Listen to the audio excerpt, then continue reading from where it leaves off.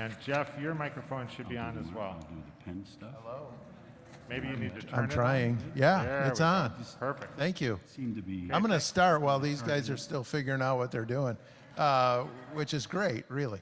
I'm going to introduce them in a second because most of you don't know who they are. But I do want to say a word about next week. Deborah Reenstra is our guest next week. She's a professor at Calvin University. Whatever. I'm sorry. And yeah, so are they. They're graduates. And Deb, we're going to do something very unique next week. I don't think we've done it. At least we haven't done it in my memory. She has a wonderful book called Refugee of Faith. It's a new book on how the church responds, creates places of refuge, basically, in the midst of a very difficult and changing world. And she focuses primarily on the climate crisis, but there are many other things going on. But what we're going to do next week, love to have all of you back, and then we're having the senior high and junior high youth join us. So we're going to have a class together with them. And so, and Hunter has said this needs to be highly interactive. So I don't know what that means, but be prepared for that. So that's next week. This week we have Mark Hiskes and Deb Van Duinen. Deb is a blur of energy. She's leading the Big Read in the same month. She's leading the Big Read, speaking at a literacy conference in California, preparing a turkey for Thanksgiving, celebrating Canadian Thanksgiving and U.S. Thanksgiving, and raising a household of 12 children. It's just amazing to see all that she does. And Mark is retired. So you guys are going to love Mark and Deb. You know them well anyway. And they're going to talk about banned books and dangerous things like that. So, and I will have this for questions when we get done. So take it away. No, not yet? All right. I'll speak up a little bit, but thanks for being here. We thought we'd come up with a provocative title, and why Christians need to read banned books. And of course, we're not going to say that you have to read all banned books, but so many of the books that are banned, both of us have learned over the years, are books that students need to read and adults need to read. And there have been so many bannings in the last couple of years, we'll talk about that we just thought it was a worthwhile topic for a Sunday morning here at Third. And so we'll tell a little bit about our own experience with such books and then get into some perspectives. Yeah. And first of all, thanks for joining us. I just came back from California, as Jeff mentioned, and so I get to talk with people from around the country, teachers, English teachers. There's nothing like coming home to my people at church. So as a side note, thanks to many of you for all of your support over the years. I've been at Hope now for 12 years, and many of you saw me with my journey, going to grad school, deciding to teach at Hope, which is a big deal for a Calvin grad, and being able to do this. I want to start, though, by saying I have learned everything about being a good teacher from this guy right here. Mark is phenomenal, and it's an honor to do this together with him. So we're hoping... Same here, it is. We're hoping that you guys have this is informative for you, this is provocative, this gives you things to chew on and think about. And then we really just want a conversation around this. We intentionally did not use technology, in part because of Mark. It was my request. But in part too, I think a big premise that we both have when we talk about controversial books is reading and talking about them within community. And so we really want to frame this as a conversation with you all. So I'm going to start as a former high school English teacher. I can't say that I had a lot of experiences with banned books. I had some books that were challenged. But perhaps more recently, I come to this conversation as the Big Read director. And every year, I think deeply about the books we choose and whether or not they might be challenged within our community. And when we chose To Kill a Mockingbird 9 years ago, we had no sort of pushback. If I were to choose that today, there would be a different conversation. So interestingly enough, even within 10 years of doing Big Read, conversations have shifted. When we did The Things They Carried, there was some pushback in our community. Some people thought it was too gratuitous in violence and in profanity for our community to read. So we went into choosing that book knowing that some people in our community felt that way. Gratefully, after the end of our program, we had overwhelmingly positive feedback, but as I think sort of about my journey as director and encountering different kinds of pushbacks or feedback or reactions from, Mark and I will talk about, we sort of don't like those terms, the left and the right. I think they're too simplistic. They're not nuanced enough for what the topic warrants. But I've had, as director, pushback from both the left and the right. When we chose In the Heart of the Sea by Nathaniel Philbrick, this was just after George Floyd, and I had people in our community say to me, how dare you choose a book written by a white male with mostly white characters at such a time as this? And it was a very valid point. And so we sort of pivoted. We got the NEA involved. It was a big deal. We pivoted to reframe some of the conversations around the book to be more responsive to our time. So come with sort of all those experiences, as well as the conference that I just went to. I've heard from English teachers, not just in Michigan, but all over the United States, private schools and public schools, who are scared in their classrooms about choosing books, about which books are in their libraries. And I think the comment that I've been chewing on is that it's prevalent across the country. It is not just in West Michigan. This is around the country in lots of different school contexts. So I want to frame it sort of from that sort of national level, as well as my personal experiences with the Big Read. And I've, in all my years of teaching, about 40, I can think of 3 books that were either challenged or banned. Back in 1985, the 100th anniversary of the Adventures of Huckleberry Finn, I was teaching in Chicago in a much more racially diverse school, Christian school, and a couple of parents of black students of mine requested that their students not be forced to read that book. And I was fine with that. I don't think I was as sensitive then to their issues as I would be now. I've taught that book for close to probably 30, almost 35 of my 40 years of teaching. But finally, a couple of years ago, with my English department, we decided, no, it's enough. It's enough.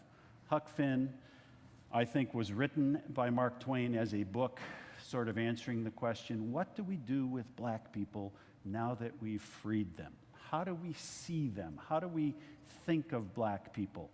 And I think it was a noble effort and a beautiful story about how Jim has so much humanity, and Huck, as a young white racist, comes to see Jim as a fellow human being. But that awful word is in that book so many times, and the reading level for the average sophomore in America isn't what it used to be. And so we found ourselves sort of justifying the N-word and not being able to engage kids in the powerful experience of this man and this boy getting to know each other as human beings on a raft. And so 2 years ago, we switched to another book, which I would highly recommend to everyone. William Kent Kruger. He wrote Ordinary Grace. That was his other one that was quite popular. But he wrote This Tender Land as a tribute to Huck Finn. He loved that book. And I found teaching it last year to be one of the great delights of my career. My last year, I taught a book that I absolutely loved. It was challenged by some parents because, as with Huck, there were parts where the young narrator is seeing life in a way that he's never seen it before. There's a scene in chapter 54 or 55, I'll share it perhaps in a bit, where the young narrator, Odie, sees 2 women who work at a soup kitchen who have sort of embraced him and given him a temporary home. He sees them kissing in a very affectionate way and realizes they love each other in a way that I've never experienced before. that upset some parents. I couldn't tell you how many, but the school stood behind the book because it is a powerful, powerful story. And so I think they continue to teach that there. A few years ago, I had a book that was probably the easiest book I've ever taught, called The Absolutely True Diary of a Part-Time Indian by Sherman Alexie. We taught it for 1 year. I had non-readers coming into class after the first reading assignment. Mr. Hiskes, I read 50 pages last night. You didn't assign nearly enough. I love this book. It's funny, but it's a powerful story about a poor kid growing up, Native American on a reservation, being very bright, physically disabled, and his attempt to better his life. And kids just connected with it in unbelievable ways. Not only better understanding Native Americans, but also, recognizing how similar they are, because every kid feels different. Every kid feels unseen. Every kid can relate to that. There was a page early on in the book where he jokes about masturbation. And I think that was probably the one that had the book pulled after we finished teaching it that year. So that's been my experience with challenged or banned books. Deb. So we're going to start by defining some terms, just so we are using the same sort of framework as we're talking about this. There's a difference between challenged and banned books. Might be obvious, but I just want to pause for a moment to talk about the differences. Challenges are attempts to remove or restrict materials. So it's when something goes before a school board or before a library board. So that's a challenge. Sometimes challenges end and the book is not removed. Sometimes challenges go forth and then the book is banned. So there's a difference. So really our title probably more aptly should be described why Christians need to read banned and challenged books, right? Because some of the best books have been defended even though they have been challenged. So challenges and bans, we're talking about two separate things. Also, interestingly enough, most of the bans and challenges occur in public libraries. So we're situating our context within an educational framework. Most happens in public libraries, and our own fairly local public library, not too far from here, made national news with the election. So that sort of is public libraries. The next most popular one is within K-12 school libraries. After that, it is within classroom settings. And just to unpack that further for you, sometimes the challenges and bans are for teachers teaching a whole class of books, so that would be Mark's case. Sometimes it's the books that teachers have in their classrooms, so they're available for students to take on their own. And sometimes it's within small groups. So teachers will often divide a class into small groups and let them choose a book. And some parents don't even though they get to decide which book their child reads, some of them don't even want particular books offered as choices. So just want to sort of lay out the landscape in terms of challenges and bans, where they take place, and at what level. There's also a small percentage of challenges and book bans that happen in higher ed. It's not as much, and also in prison libraries. So just wanted to lay out the whole landscape for you for that. I also want to frame it, there's different entry points into this conversation. So there's the constitutional rights argument. So we have the freedom to choose the right to read, right? A number of the professional organizations I'm part of sort of come at it through that angle. So our constitutional rights and what they allow us to read or to have access to. I think another angle is social justice. So how can we increase empathy, right, towards particular groups of people or situations. And so there's a social justice angle, I think, through some of the challenges and bans, as well as what we are proposing for you today is through our Christian theological framework. So I think you could argue it's a little bit of all of it, but I do want to elevate, particularly for the purpose of today, to say, hey, as Christians, what does that mean? And how should that guide then what we choose to read and how we choose to engage in literature and talk about it with others? So 2021 was sort of the high water mark for bannings. And I'm not sure how much higher than other years. Do you happen to know, Deb? Anecdotally, just it has increased dramatically. Yeah, increased dramatically. There were in 2021, 2,532 instances of books being banned.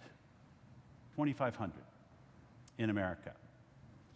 1,600 plus different books were banned during that year. 12,000 or 1,200 different authors' books were banned. And so just some numbers. It was a big year for book bannings. Little quiz. Which state would you guess had the most bans? Florida's good guess. Another good guess. Texas. Texas had 800 book bans. Which state would you think had 0? Because there is one.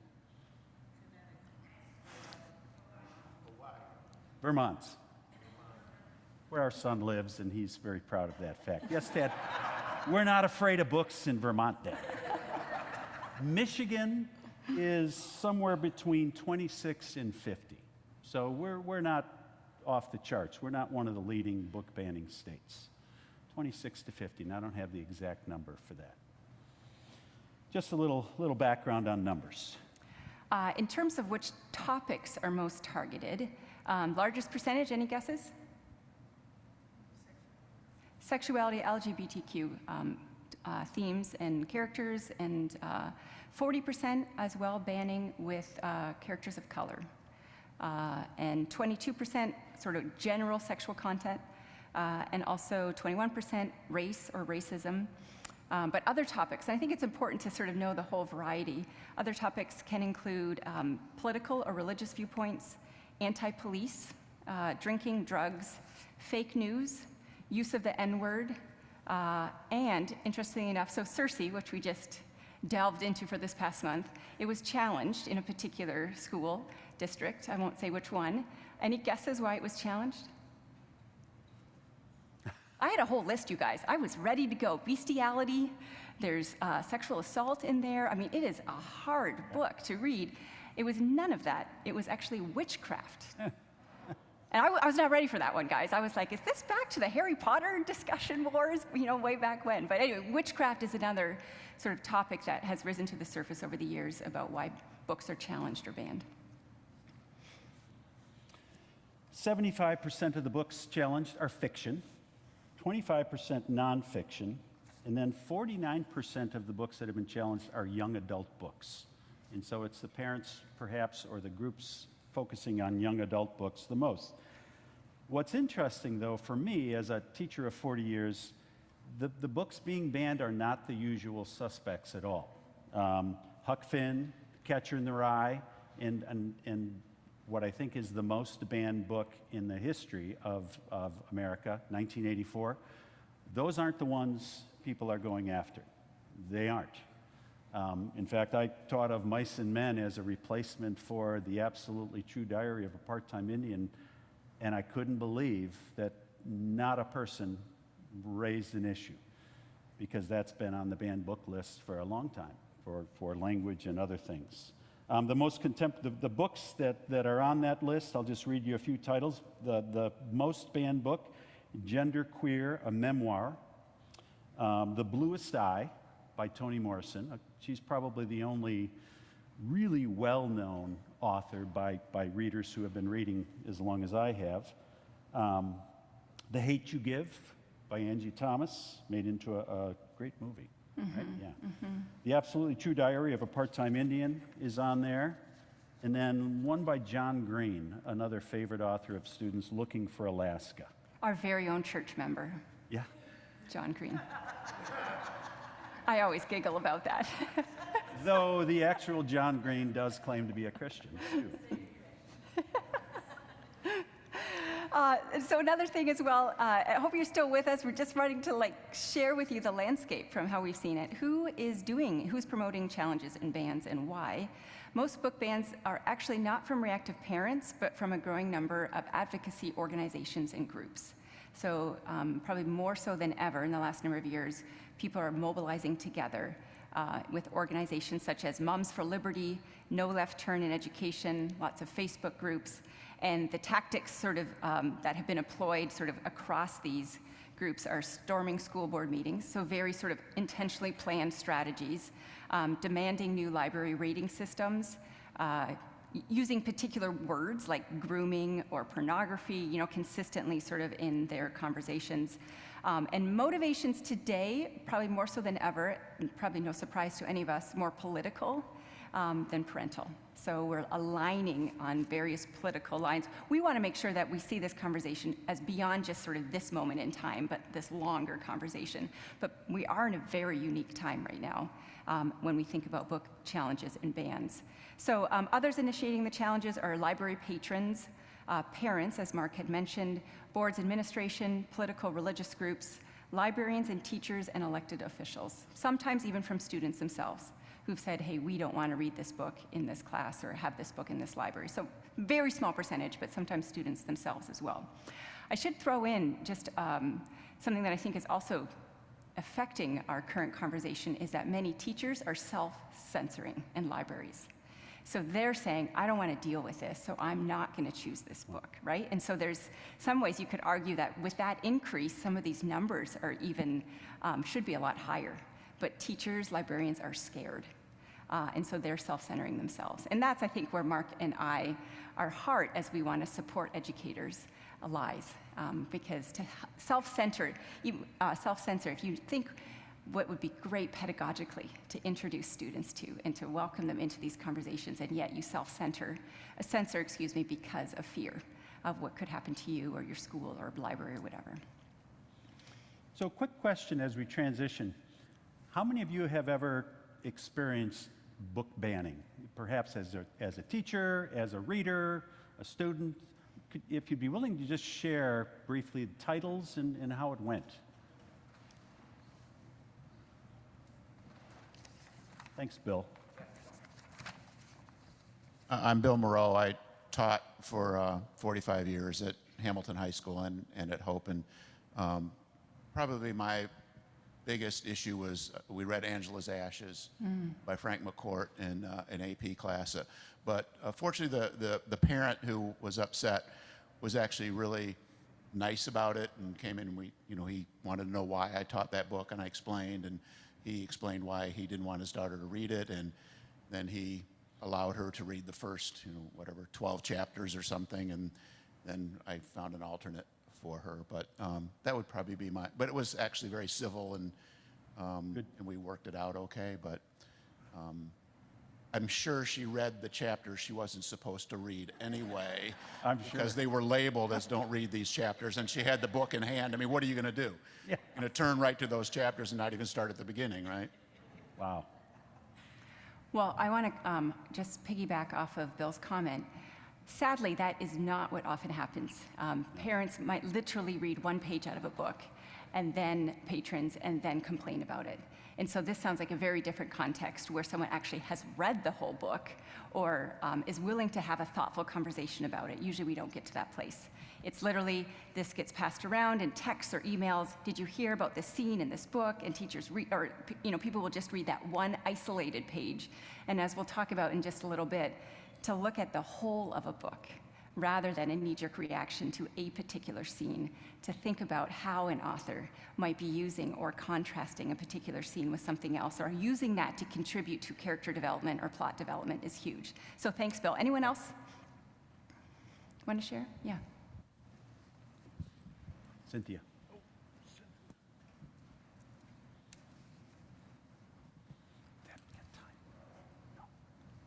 I'm Cynthia DeMage, and I taught at Holland High School and Holland Junior High for 31 years. And my second year teaching in Holland, a parent objected. This was in the 7th grade English class. A parent objected to her daughter. We were reading The Witch of Blackbird Pond, and she objected simply because it had the title Witch in it, and she had no idea what was in it. So my only alternative was to excuse the student from reading the book, which I did.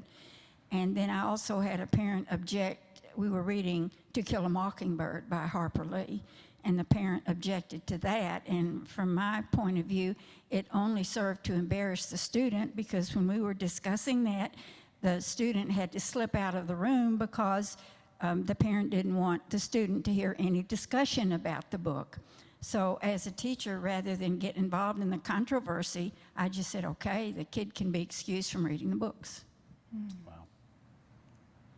Any others? Elaine.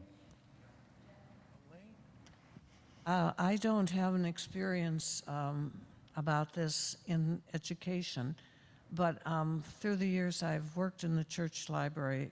I don't know how many years. I'm back working with the committee again, and not too long ago, a book was turned into me and said, "This shouldn't be in the church library," and it's still not back in the church library. I'm sitting on it. But I just want you to know we have a very fine church library. And some years ago, when somebody else was the librarian, sort of the same thing happened.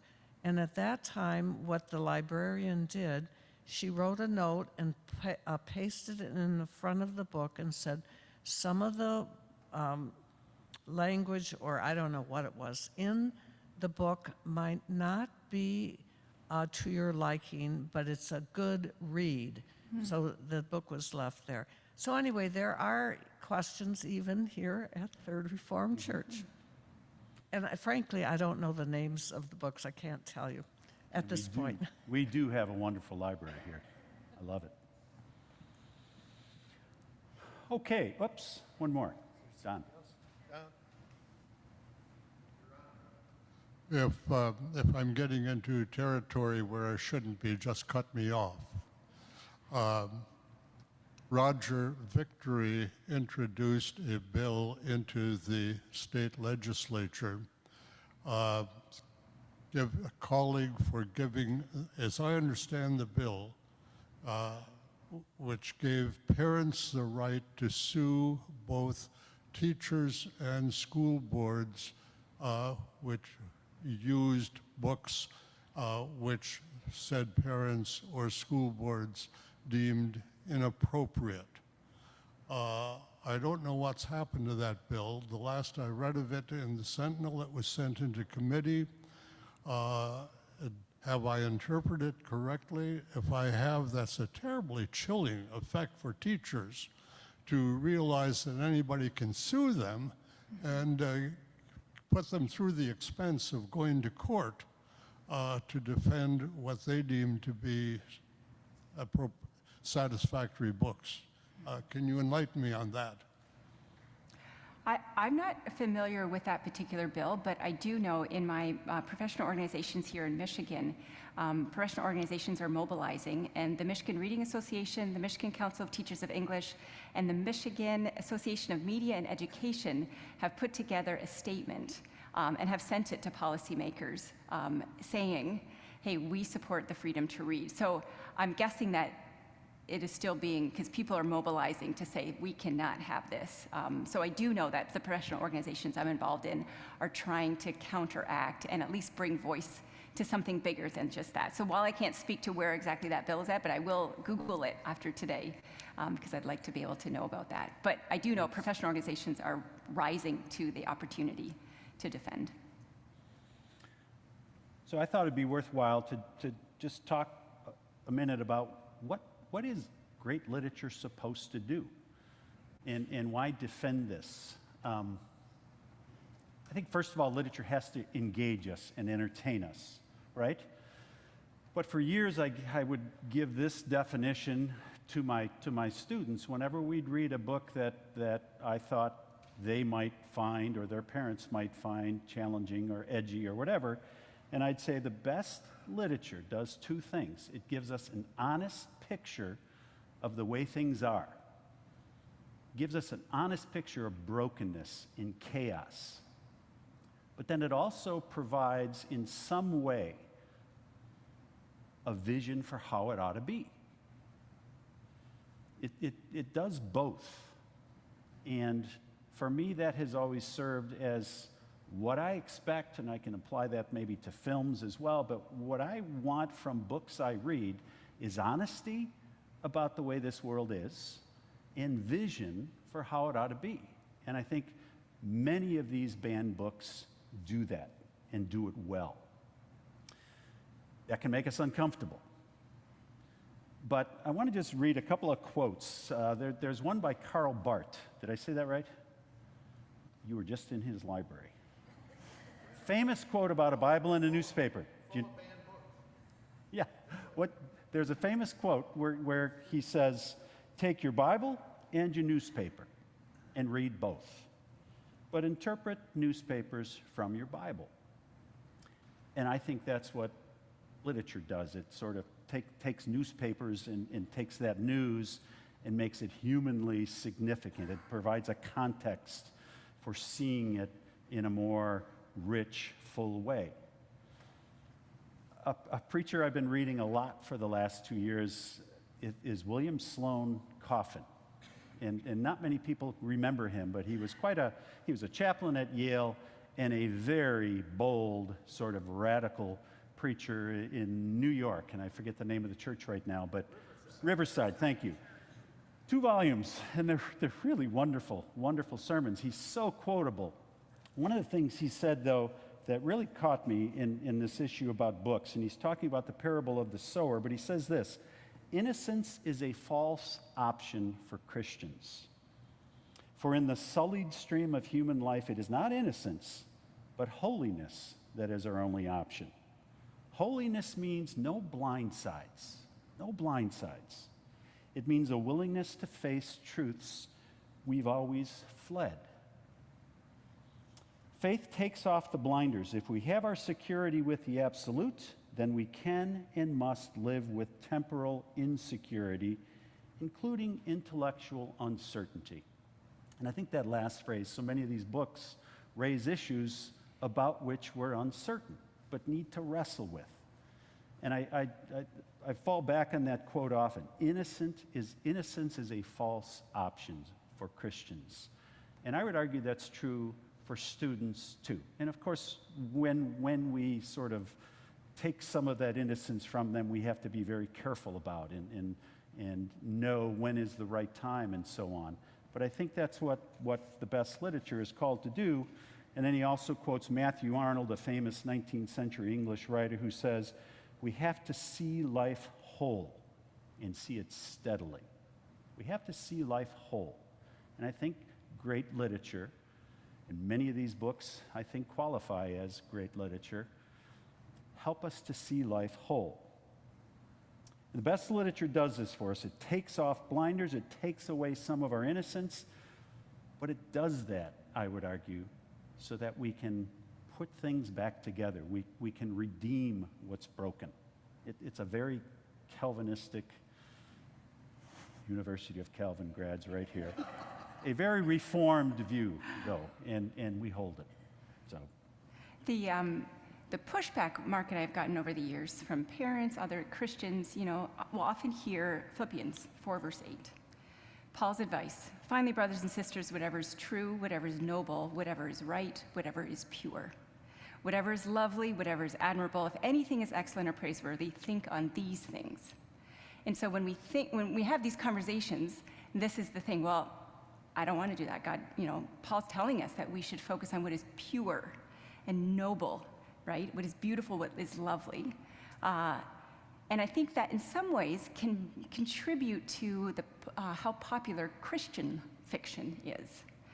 Because in some ways, right, it's softening the darkness, the brokenness, and keeping things pure or sanitary to a certain degree. I don't know if we have any Christian Amish romance readers here.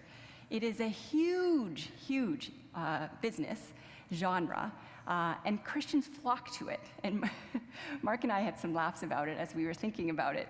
But I think in some ways, it sugarcoats the realities of marriage, of romance, right, of what it means to live in this world.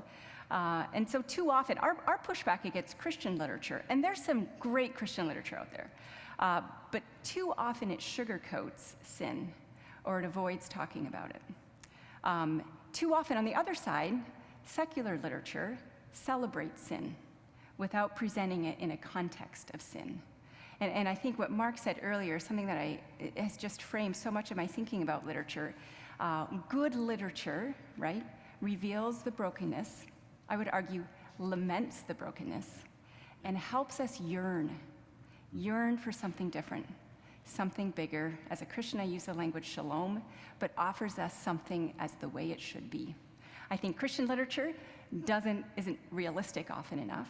I think sometimes literature, other kinds of literature, just sort of celebrates brokenness and darkness.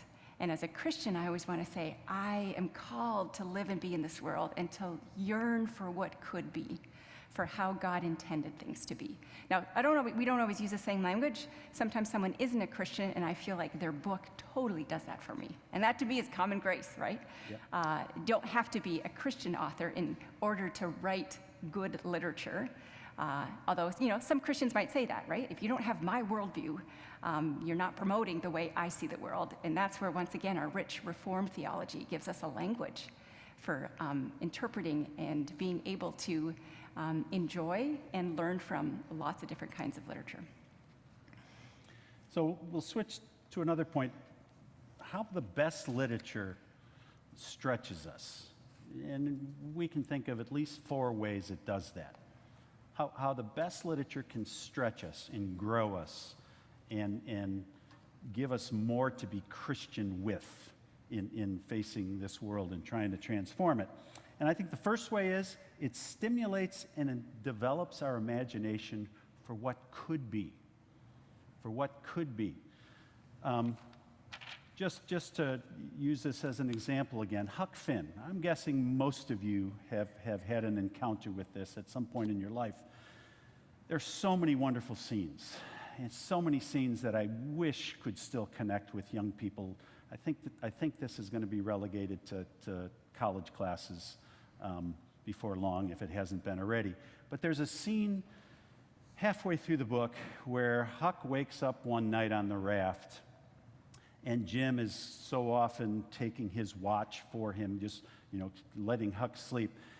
But he hears Jim crying. And Jim is crying about his wife and his kids, who are slaves somewhere up north. He doesn't know where, at different plantations north of where he is on the raft with Huck. And Huck hears that, and he reflects to himself,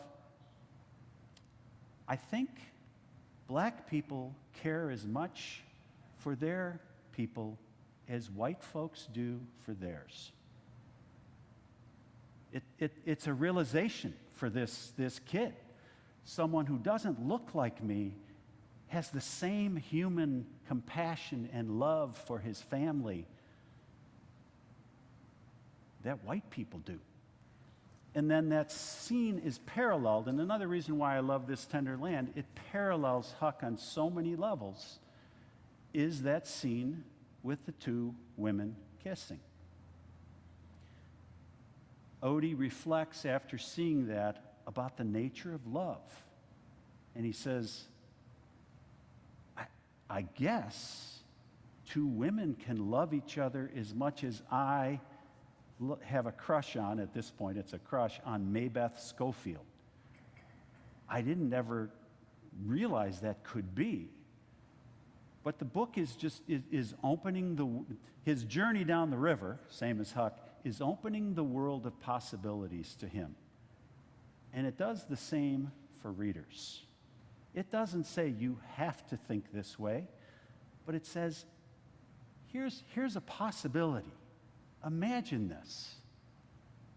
Great literature does that for us, and often it's banned books. The example I want to use for this category is The Giver by Lois Lowry.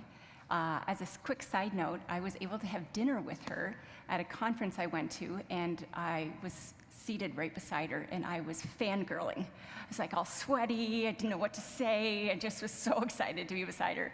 And she asked me where I was from, and I said, Hope College in Holland, Michigan, and she paused. And I was like, uh-oh. She said, your community banned my book. She remembered Holland, Michigan, you guys, for that very reason when The Giver first came out. And supposedly, I don't know if because I tried to find it and I can't find it, supposedly she wrote a letter to, I don't know which local newspaper, if it was the Grand Rapids Press or the Holland Sentinel, defending the book. I can't find it. If any of you find it, I would love to have read it. But The Giver was banned here initially because of the euthanasia scene with the baby. And by the way, my examples are going to be middle and young adult novels. For those of you who see those as subpar literature, I will talk to you any day about why good literature is good literature. And some of the best books I've read are middle grade and young adult literature. Sadly, adults often look down on that. It's just for kids, it's just for teen angst. And I would say some of the freshest and most talented voices today are writing young adult and middle grade fiction. So give it a chance. Some of you read along with your grandkids, but it's totally okay today to be reading a young adult novel, even if you're not a young adult. So anyway, The Giver, what I love about The Giver is it does what Mark is talking about in a very different way. And ever since I first read that book when I started teaching, way back in the day, to when we chose it as our middle grade read when we read Station 11, and delved into it again more recently as a community, is thinking about just, hey, what happens when we become a culture or a society that doesn't value this, right? I just love how this sort of dystopian lens allows us to think bigger and say, how can we avoid this? Or what could we do differently? What happens when there's no color or individualization? What happens when we're all told to be and do similar things, right? I love how The Giver encourages us to think bigger, to think differently, to imagine what could be if we perhaps don't change as a society or place value in other things. So a good reason to reread The Giver for all of you. The second one is the best literature strengthens the human ability to empathize with others by putting a face on issues we've never encountered. So good literature allows us to empathize with others, putting a face on issues we've never encountered. The book that I want to highlight for this is The Hate You Give by Angie Thomas. She wrote it as an insider. African-American author, she wrote it in her early 20s, actually. Since then, been made into a movie. Highly recommend the book. The main character is Star. She's a teenage girl who lives in an inner city Black community. She goes to school in a mostly white private school. So she's sort of living in these two very different worlds. She's with one of her childhood friends, gets pulled over by a police officer, and I don't want to give too much of the story away, but he is killed by the police officer. And it's her deciding, does she go to court? Does she mobilize? Does she protest? How do you make sense of this? Many insiders have read this book and said, Angie Thomas, you have named what I've experienced. As a complete outsider, I read that book, and it is such good literature, my friends, because it allowed me to think differently about issues. It wasn't a mirror book. I like to use these metaphors of books can be mirrors, can be windows, and can be sliding glass doors. Rudine Sims Bishop, that's her sort of famous one in children's literature.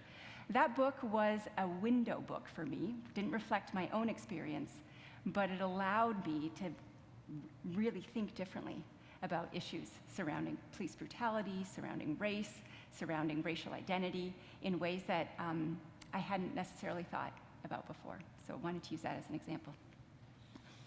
Two I would use here. One that is on every banned book list today, The Bluest Eye, about a young Black girl who thinks she's ugly and wants blue eyes because she sees that as the path to happiness. It's a tragic book. It tells her story of incest and poverty and racism and so many things she has to overcome. Not an easy book to read, but a powerful one.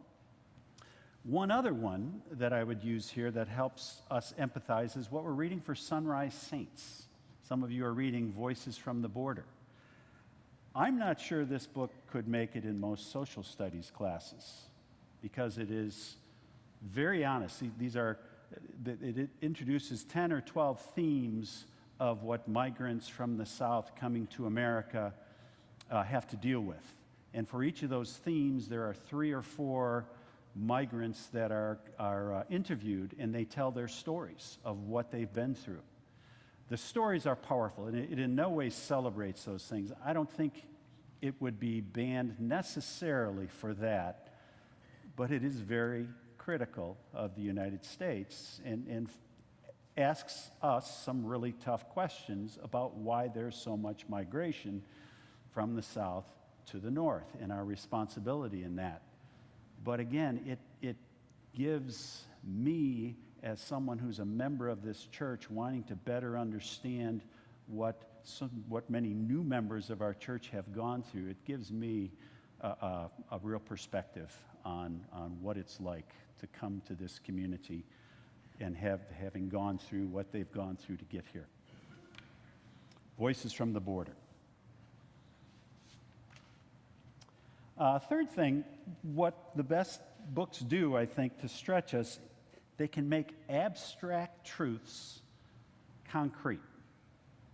And that's what literature, I think, does so well. And it's why I think fiction is so wonderful. It puts flesh on ideas. And when there's a story that is built on an idea, an abstract truth, we can see those truths better and we can remember those truths better. One book that I think does that very well, that my sophomores were still reading, I think still are reading this year, is Of Mice and Men. Horrible language in this book. You know the story of George and Lenny, people who are just two guys, a friendship. Lenny is big and strong but mentally challenged. George is small and smart, and together they make their way from ranch to ranch trying to get work. The language is terrible, and I don't just mean coarse language, but there's profanity, and I would talk about that with students. You know, what's the difference between S-H-I-T and then asking God to damn something? There's a huge, huge difference, but the language, I would argue, is very purposeful, because this is a book primarily, I think, about men who are yearning for a community, but don't know how to become vulnerable. And so they use foul language constantly as a way of distancing others from them. And I would tell students, this is a book that gives you a picture of no community as a way of saying, what we need is community. And I think Steinbeck had that very much in mind when he wrote that book, but because of the language, Christ's name is taken in vain often. Again, I think that's purposeful, hard. I tell students, you do not have to read that aloud. I understand that. The language is in there for a reason, though, and it's not gratuitous, something we'll talk about a little bit later. So Of Mice and Men takes a truth about community and makes it memorable. How long do we have? Is it Yeah. 12? 15 minutes. Okay, so we'll speed it up just a little bit more. Betcha. Okay. We better. The example I'm going to use is Ghost Boys by Jewel Parker Rhodes. It is also about a police shooting of an African-American character. I sort of wanted to use the similar text set to talk about how the author approaches the topic a very different way. This is a middle grade read. It has been challenged in several school boards and districts around the country. What I think is so brilliant about what she does is the main character is a ghost. He's died. And he befriends a girl whose father is the one who killed him. So it's multiple perspectives, right? And so what I think it does so well in this category of making abstract truths concrete and memorable is it's highlighting what we do have in common and what is justice and what does it mean to love broken people, right? We cannot sort of put the white police officer as sort of this stock character that we hate and just sort of very thin. The daughter loves him, and the daughter's grappling with, how do I make sense of what happened? You know, and I'm learning about this, my new friend's perspective. So I just love how multiple perspectives can allow us to come together around this question of what is humanity? What does it mean to be just? What does it mean to have equality for all? And so I love the ways that different authors can do this in different ways, different approaches. The next category is great literature helps a person feel seen, that they matter, and that they are not alone, right? C.S. Lewis's quote, we read to know we are not alone. I'm going to use an example here that is not my personal example. In fact, I never liked The Catcher in the Rye. I couldn't relate one iota to it when I first read it as a teenager. It was just not my experience. But let me tell you, over the years, some of my students have said, wow, this book named what I'm feeling. This book is me. I couldn't do it, and it actually took me a couple years and rereads to actually appreciate it. It was just such a different experience than I had had, but I love how The Catcher in Rye, for so many readers, names the complicated nature of their families and of who they are and of the sense they're making in the world. So that's my example here. Another one, The Great Gilly Hopkins by Catherine Patterson. This book has been banned because it uses I'm forgetting right now which profane word it has, but there's one in there, and that's the reason why some schools have kicked it out. What I love, I also am not a foster care. I didn't grow up in the foster care system, but I have had students who have said, reading her story named and made me feel seen, and that is beautiful. Catherine Patterson talks beautifully about why she includes and writes about some of the characters she does. But The Great Gilly Hopkins, an example for many people in our world feeling seen by being a product or coming out of the foster care system. I'll skip that. Do you want to mention that? Yeah, I can also do that one just really quickly. Mouse is a graphic novel. Some of you probably think graphic novels are also not serious literature. I would love to talk to you about that as well. Graphic novels are amazing, and it's a huge growing, it's the fastest growing stack of books in the library, most libraries today. Mouse, though, was published in 1996. It won the Pulitzer Prize. More recently, in the last 2 years, it's been banned because of nudity, swear words. It is a fantastic, if you've never read a graphic novel before, go out. It's fantastic. It's about World War II, and the author writes about his father's experience as a Jew who has survived and experienced World War II. So I wanted to highlight Mouse as well. Elaine, I doubt we have any graphic novels in our church library.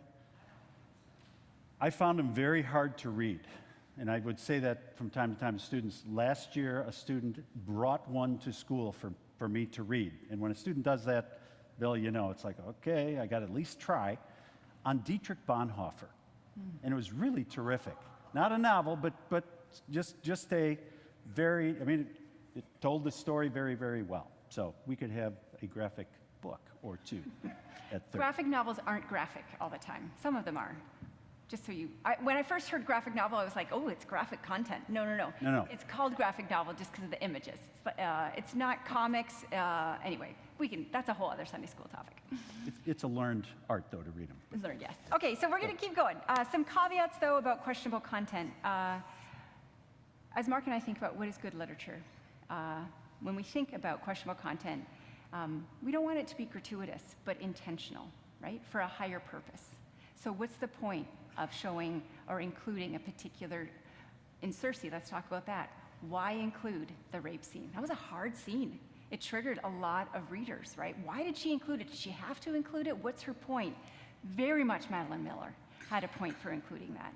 I mean, she wanted to talk about, right, Circe's journey of self-empowerment, of knowing herself, of loving herself, right? And so it isn't just put in there, as I think some movies have gratuitous content because they want to increase ratings, right, or viewers. So what is the purpose behind it? Does it serve a literary purpose? What is the why behind it? I also really strongly believe in content being age appropriate. Not everyone in the field agrees with me about that. But I will often say to my kids, this is a not yet book. I want you to read it, but just not yet. Let's wait a few more years. And so we think about age appropriateness, and that's a whole other conversation we can delve into during the question and answer time as well. And then finally, Mark and I strongly believe, as we said at the very beginning, how do we read and encounter these books in a trustworthy community? In a community where we can say, hey, I read this, try to make sense of this, or, you know, what did this teach you? And so I think all the more power, right, to be reading together possibly as a family, as friends, within a church community. How do we do this in a community where you can bounce ideas and unpack things together? Beautiful. Yeah, and one last point. Some books that aren't appropriate for the classroom are appropriate for the library and for the public library. And that's what, even in Holland, Michigan, we've been struggling with over the last year or so with what went on in Jamestown, the Jamestown Library. So different places, different attitudes toward them. So finally, quickly, because I think we're running out of time, why should Christians read these banned books? Why? I'll start with one. We believe the kingdom of God will include the whole diversity of human beings. Every human is made in God's image. And I think that it's wrong to shield readers, children, from that reality, especially for Christians. The beauty of heaven in all its diversity. How do we help readers, ourselves, others, be able to see others as image bearers of God? It might not be our experience. It might not totally align with where we see and believe us to be, living our lives. And God has created all. Everyone's made in God's image. And I would just add to that, as a teacher, and any teacher understands this, with suicide rates climbing for young people, gay people, I would just see books so often as a lifeline for a kid to be able to say, thank you, someone saw me, someone said it's okay to be me. Students are desperate for that. And then the last point, which we sort of made already, but I'll just end with it, we need to be challenged to see chaos, to understand it, and then to try and redeem it.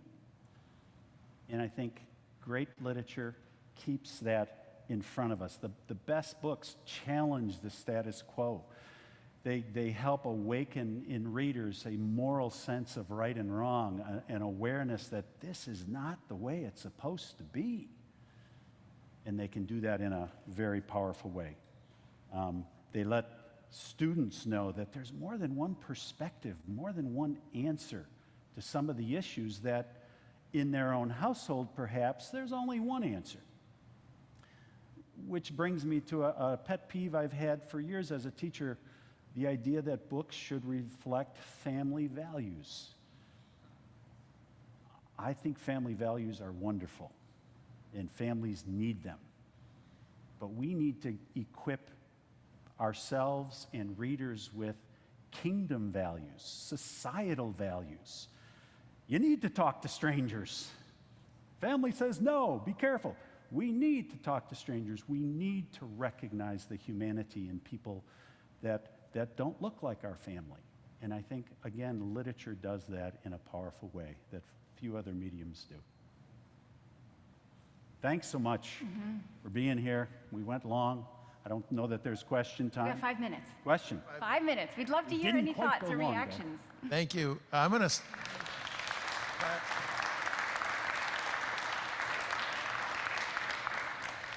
to start by asking Mark, 40 years of teaching and you just retired at the end of last school year.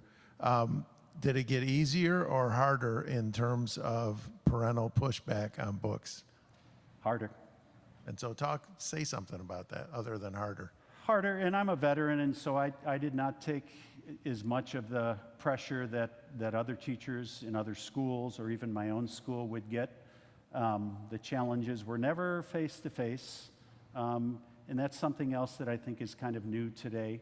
Parents don't go to teachers to challenge books. Often it's online, so I'm told. I don't do Facebook, but I think that's where it often starts, and then it makes its way to the administrative office. And that's just really unfortunate, because as an English teacher, I have a lot to say about why I chose the book I chose. And teachers, of course, have reasons behind that, but they're rarely asked to share those, I'm afraid. As a way, especially now in this environment, you want to just squash this controversy. And unfortunately, teachers are choosing not to teach books that they know are powerful and effective for young people because they don't want that pushback. It's just too hard. And it keeps me up at night. I'm preparing future English teachers to have jobs, and sometimes I get scared for them. And I think, how can I best equip them to be able to flourish in environments today where you're being encouraged to self-censor all the time? And some of it's a little bit of creative chutzpah, right? Like, how can you stick it to the man? I'm just kidding. But, what are creative ways that you can have books in your classroom? Maybe it's not a whole class conversation, but how can you mobilize book groups or lit circles, right? And what are the resources that you can use to defend your choice of a book, right? So even in the last number of years of my teaching pre-service teachers, I've changed some of what I do to say, how can you rely on the shoulders of other people who are fighting these fights and making these rationales? And here's where you can find that, and find your people, and how are you going to be supportive and be creative. I think there's a lot of creativity, subversive creativity, right, that we can do to get books into the hands of readers, perhaps maybe not always in the traditional whole class or other library ways. So thanks for the question, Mark. Yeah, we got time for one or two more.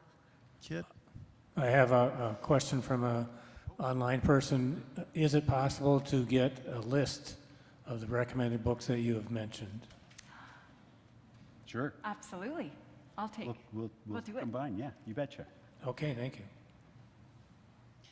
Does either of you have a title or two for us that would be considered banned book reading from Indigenous peoples or Native American peoples?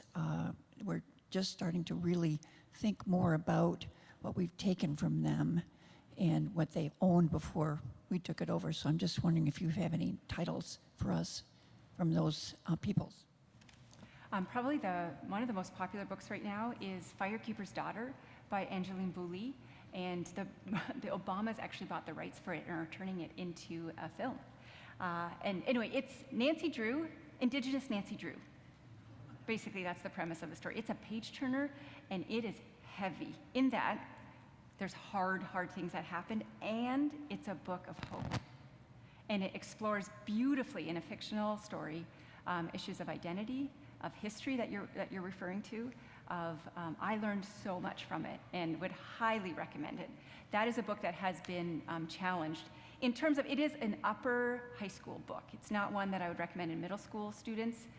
In that, I think you just have to be a little bit older to be able to get as much out of it. But also, if you're interested, I do have middle grade books. But Firekeeper's Daughter, it's a fantastic read. This Tenderland begins in, Cindy, what were those schools called? Where Native Americans were herded in, and they tried to kill the Indian to save the man. It begins there, and four characters escape. Two of them are Native Americans. And so it deals with that issue very, very clearly. Could you speak to a little bit more about the idea of how you can make sure books are developmentally appropriate and age appropriate for kids in terms of, because I think a lot of the challenges come from parents who think that the topic is too mature for their child, and how do you get around that whole issue in terms of addressing their concerns but still having the freedom to read some provocative things? I'm just going to share a quick anecdote about the things they carried. I had mom friend whose son was 18 and said, this is not developmentally appropriate for my son. And I was like, if we had a war today and there was conscription, this could be his reality. What do you mean he's not developmentally appropriate, right? She's right, though. We didn't go to war at 18. Yeah, good point, right? This is a tricky thing. I have 4 kids, and my kids can read different things at different ages. Right? And so I can't say 12-year-olds have to read this, right? Because in some ways it's how each of my kids visualizes things. Some of them keep up at night because of something they've read versus other, right? And so that is a layer of it as I think about it. So it's knowing sort of who the kid is, what the kid has experienced or encountered. It's not going to be a satisfying answer to you at all. In some ways it depends what context, right? My daughter Claire was reading books well above her sort of age. They'd recommended 11 to 15, and so sometimes those I don't always agree with. So I read up a lot about a book and then see if that fits. So it's very individual per person, which isn't a great answer other than, Mark, if you have any suggestions too. I would just say within schools that there's such a process to go through, and just starting with an English department, many of them are parents thinking about, would I want my own kids reading this? And then it goes through, a process to become approved. And so I would rely on that a lot. And again, I think doing it within a community is really important. Just even getting titles recommended within a community is important. And some of it is what you're doing with the book, right? If a kid is just reading it on their own, that's different than like reading it together as a parent-child, or in a family, or in a classroom where someone can help unpack or explain or give a larger context to certain things. So I also think it depends on what you're doing with the book. Yep. Great question. Earlier, I was going to ask a question that now I'm not. It was, do kids whose books are banned read them anyway, in spite of that? But I think this whole program should be filmed and saved for a lot of other discussions in the future. Would you do that? If he says yes, I say yes. Sure, Deb. Yeah. Thank you, Mark and Deb. You bet. And Thank you. yeah, thanks for being here. And name of Father, Son, Holy Spirit, you are excused. We'll Amen. see you next week. Deb Rienstra. Wonderful. Yeah. Come for Deb next week. Wonderful, Deb. Thank you, Deb. I love working with you. Oh, I love working with you. I just It's so easy. I apologize for the introduction. My introduction to you. I apologize. Hey, you owe me an apology.